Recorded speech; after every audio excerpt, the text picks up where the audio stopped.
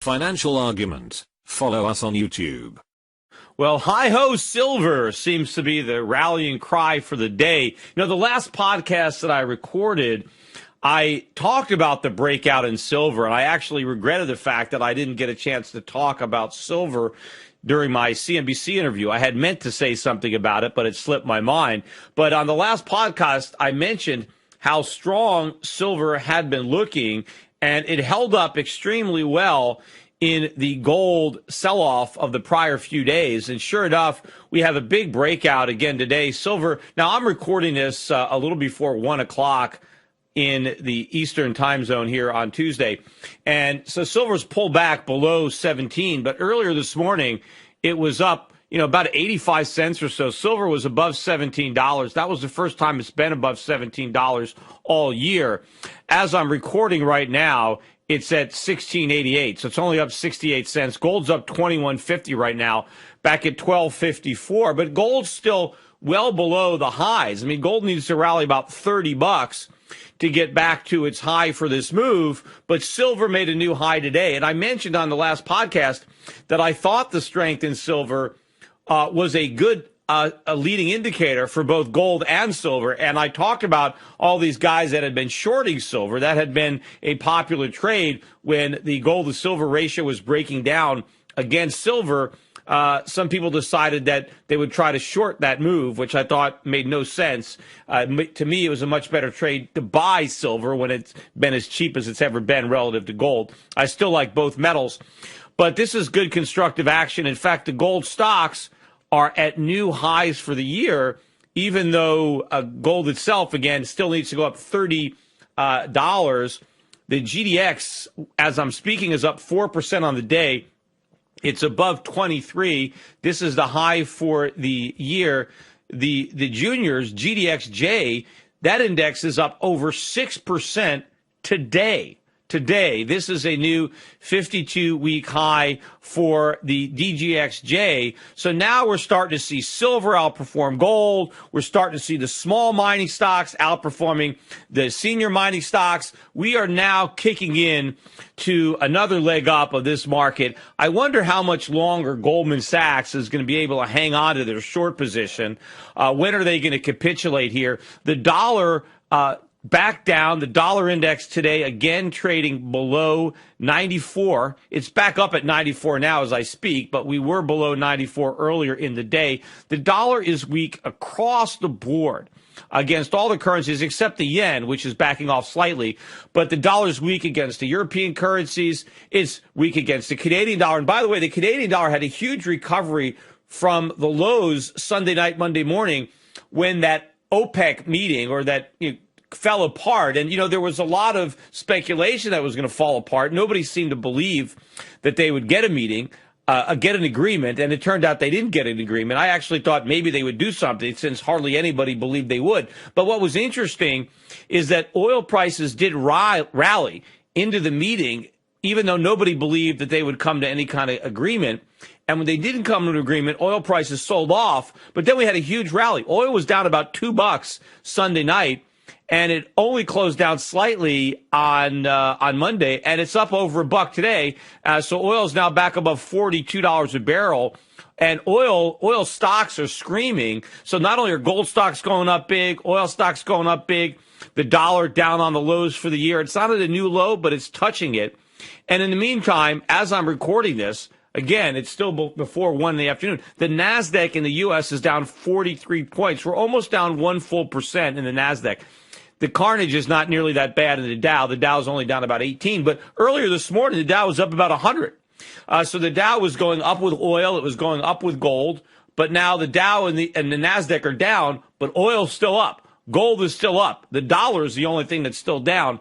And I think it's going a lot lower. I thought that the Atlanta Fed might have come out with a downward revision to its first quarter GDP estimates, because remember, they upwardly revised it to 0.3 like a week ago from 0.1, despite all this bad news that came out that they didn't have when they had it at 0.1. And then they got all this bad news and they rose it to 0.3. Well, since they've done that, since they went up to 0.3, we've got more bad news. So I thought, okay, maybe they're going to go back down to 0 or something, but they stayed at 0.3. The bad news we got today was on the housing starts for March. And March was really warm, by the way. And so that should have helped with housing starts. They were looking for 1.167 million, and instead they got 1.089 million. That was a huge drop, like an 8.8% decline. That's a big drop. And they were not looking for anything like that.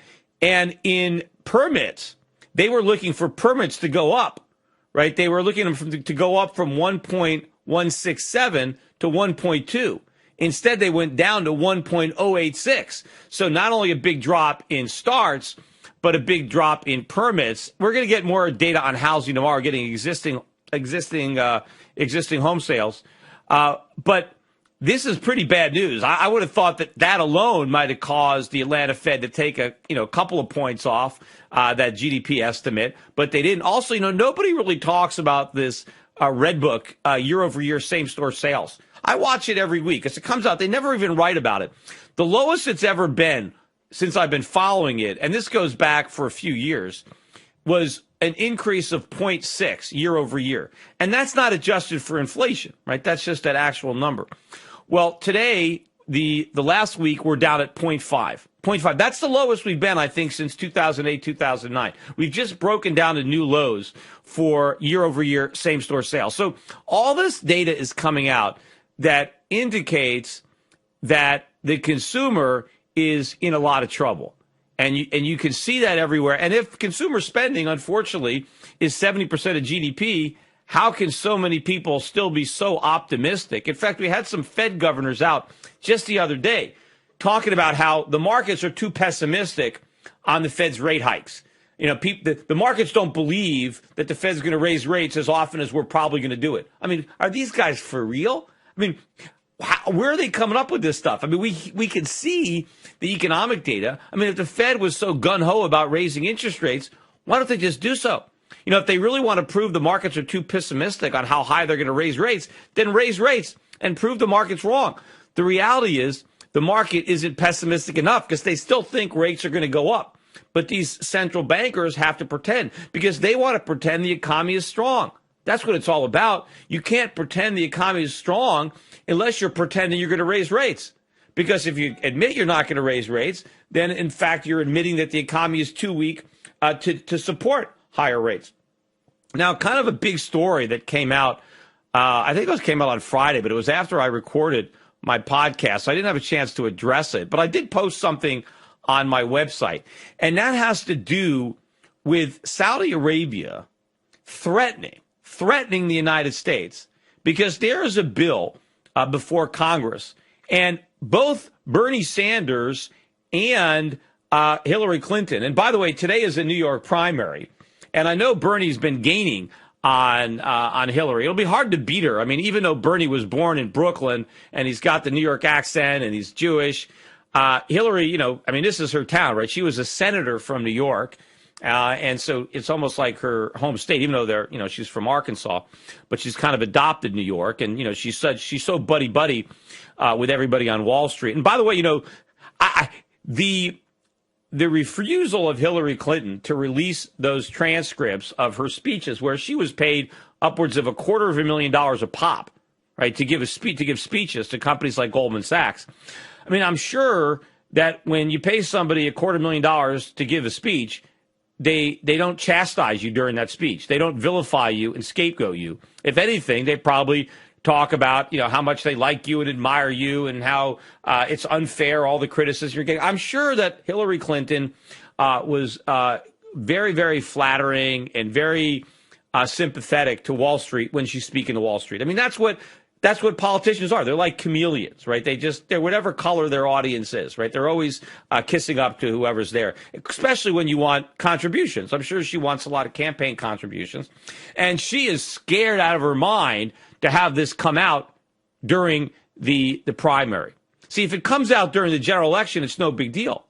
But the problem is she doesn't want it coming out while she's still got to worry about Bernie Sanders, because this information will prove that she's not as hard on Wall Street as she's pretending, which to me is not as big a problem as it would be to your typical Democratic voter, because she's trying to pretend that, oh yeah, I've been trying to rein in Wall Street, and Wall Street is terrible, and I'm really gonna come down on Wall Street. So she doesn't want these transcripts being released. But that could be a big issue because obviously she looks completely ridiculous not releasing them, claiming that, well, I'm not going to release them until all of the candidates running on the Republican side release all the transcripts for all their speeches, which, of course, this has nothing to do with the fact that she's running against Bernie Sanders. And Bernie Sanders says, well, he's releasing his transcripts. But I don't know how I digressed into that conversation.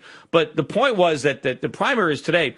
And so both Hillary and Bernie are in favor of this bill. And what this bill is it allows the victims of 9/11, family members, to sue Saudi Arabia, right? Or more particularly, right, all the kings or the royal family of the House of Saud that run that kingdom, to sue them for damages from September 11th, because that's probably where the money came from. That's where the attacks emanated. It was never Iraq. I mean, that was just an excuse that the Bush administration used to go into Iraq. If anything, and there was a big 60 Minutes story on this too that's kind of stoking the fire here, but if anything, the country probably most responsible for September 11th, other than the United States, but the foreign country most responsible for it would maybe be Saudi Arabia. And of course, our legal system, can you imagine being able to sue if one of the victims of 9/11, obviously very sympathetic, a mother, small children, lost her husband, she goes into a U.S. court suing some Saudi prince, right, a Saudi king, because she lost her husband. You think an American court is not going to award a huge judgment to this American widow against some foreign monarch in Saudi Arabia? So this bill would allow Americans to sue, which, of course, if they can sue, they're going to win, right? I mean, people win much crazier lawsuits than that. In fact, maybe the Saudis actually are liable. Maybe they should be held responsible and should pay the family members, pay the city of New York, pay for all the costs, pay the insurance companies who had to repay to build Freedom Tower, whatever. There could be all kinds of liability. But what happened was Saudi Arabia came out and said, wait a minute, if that bill gets approved, if that bill gets passed into law, we are going to dump our U.S. treasuries. And that is an enormous sledgehammer that they're holding over the heads of the United States. And that is why President Obama has come out and he has opposed this. President Obama is not going to allow this to become law. Why? Because he's president. He does not want the Saudis to put the hammer down while he's still in office. Could you imagine if they followed through with that threat? You're talking about almost $1 trillion. And it's not just U.S. treasuries. It might be other U.S. dollar assets, because the Saudis don't want to have any assets over which the United States courts are going to have jurisdictions, right? Because if you're Saudi and you have money in U.S. treasuries and some American wins this huge lawsuit against you, well, they can freeze those assets. And the courts have jurisdiction over that. But if the Saudis dump their treasuries, then the U.S. government doesn't have authority, especially if they take those treasuries and they buy gold, they buy stuff like that. I mean, there's no way we can grab that as long as they're not dumb enough to store it at the New York Fed, and I'm sure they wouldn't do that. So the Saudis want to protect themselves from these judgments. See, right now they've got some kind of sovereign immunity. You can't sue them, so they're not worried. But this bill would basically allow anybody who has a loss, right, to sue. And now the Saudis have to come into an American courtroom, right? They got to pay for the legal bills alone, right? They don't even want to worry about it. See, they're not worried about a judgment if we have no leverage over them. But we have leverage over them if they own U.S. treasuries. And so what they're threatening to do is that, hey, if you're going to pass that bill, then we are going to dump those treasuries fast so that we don't have them when these lawsuits are filed. And, of course, Sanders and Clinton, see, politically, it's terrible. How could you go against this politically? How could you not allow victims of the terrorist attack to sue the Saudis? How could you not allow it? Politically, it'd be the kiss of death. So Hillary is all for it. And Sanders, everybody's going to be for it, except the president, because the president is the one that would actually have to deal with the consequences. He's not up for re-election, so that's not a problem for him. But what would be a problem for him would be an implosion of our economy because the Saudis crashed it. And I'm sure Hillary Clinton, that might be their unspoken deal. Hey, look, Barack, you make sure this thing doesn't pass, but I'll publicly go out and I'll say I'm for it, but make sure it doesn't pass. Because if this gets passed and the Saudis do dump those treasuries and the entire U.S. economy crashes, I've got no hope of becoming president, right? We're just handing the election to Donald Trump. And so that's probably the deal that they've got. But what should have been bigger news, I mean, there were stories out there, but the fact that Saudi Arabia has so much leverage, that they're basically the puppet master and we're the little puppet, and, they can pull the strings because they have all this debt. And it's funny that I read some of these articles about it, and they were all from the perspective of how this would hurt Saudi Arabia if they had to dump out of our treasuries. Like, they're going to lose these great treasury bills. The best thing that can happen to Saudi Arabia is that they dump U.S. treasuries. They should dump U.S. treasuries regardless of whether or not we pass this bill. They're not benefiting by holding those treasuries. We're benefiting by the fact that we're holding those treasuries. Now, you can argue that the quid pro quo here is they hold our treasuries and we use our military to protect their kingdom from their enemies. I mean, so in a way, we're selling our military power, which that I don't object to. I just would rather have it done above board. I mean, that's one of the other things that Donald Trump says that I agree with. He says that we should be invoicing Europe or Japan or Saudi Arabia for the cost of protecting them. And I 100% agree. We should be invoicing them. And if they don't want to pay for it, we should pull out the troops. If they want the protection, they should pay for it. But I don't like it being done, in these secret ways that, we'll own your treasury bonds and, you promise to protect us. I don't think that's the way these relationships should be going. But the point is that so many people look at this situation of Saudi Arabia dumping treasuries and thinking that it's a problem for Saudi Arabia. No, it's not. It's a problem for America. Who's going to buy those treasuries? I don't know. China doesn't want them. China's selling. Nobody else can afford them. The Japanese aren't going to buy them. Who's going to buy them? The Federal Reserve is going to buy them. Where are they going to get the money? They're going to have to print it. So we'd have to do a massive QE program just to accommodate all the treasuries that the Saudis wanted to unload. Then what would happen to the Fed's balance sheet? I mean, just the talk of this could be one of the reasons for the catalyst for this recent rally in the price of silver and the price of gold. It could be a reason for the recent dumping of the dollar and the rise of the price of oil, even though the Saudis theoretically were threatening to pump even more oil. I mean, that's what happened when these talks broke down, because basically Iran wasn't playing ball, right? Iran says, look, we don't want to cut production. We had all these sanctions for all these years, so we need to produce as much as we can. And so the Saudis were saying, okay, well, we can produce even more. Is this what you guys want to do? Right? They're trying to flex their muscle as to how much oil they can produce. Like they can ramp it up even more. So despite Saudi Arabia threatening to flood the world with oil, right, to get back at the other OPEC members, right, the price of oil is going up. So something else is going on here. And again, as I've said, the real reason for the oil price decline and now increase is the dollar. And the dollar's going down. And one of the reasons that the dollar could be going down is because people take this threat seriously from the Saudis to dump treasuries. But also the fact that they just make the threat puts the possibility back on the front burner. People start to think about it. People start to think about how vulnerable the U.S. economy is to its creditors. And what would we do if the Saudis did try to dump their treasuries? And of course, we wouldn't let them just dump them on the market and crash the price, because that would mean interest rates would skyrocket. And we can't do that, especially with our weak housing market. So obviously, they're going to have to monetize that to keep those bonds off the market, to keep them from crashing the market. And so that means a lot of money printing, and that means a weak dollar. And that means a higher gold price and a higher oil price. And that's exactly what is happening today. Hello, this is Peter Schiff. I bet you didn't know that without silver, you wouldn't be hearing this podcast right now or be able to use a computer at all. From laptops to smartphones to TVs to speakers, virtually all modern electronics use silver to conduct electricity.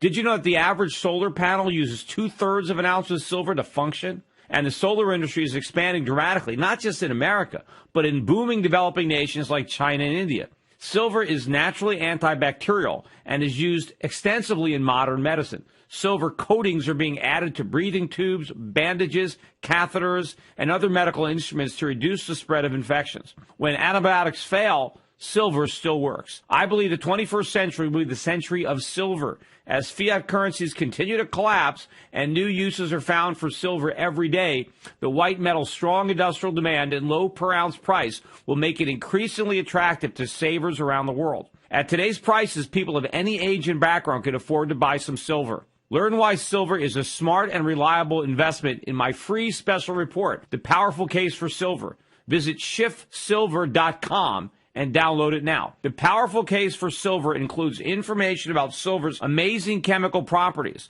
It also explains why I believe silver may outperform gold in the coming years. Download The Powerful Case for Silver and educate yourself, your friends, and your family about the white metal. Just visit SCHIFFsilver.com to download my free report. That's SCHIFFsilver.com.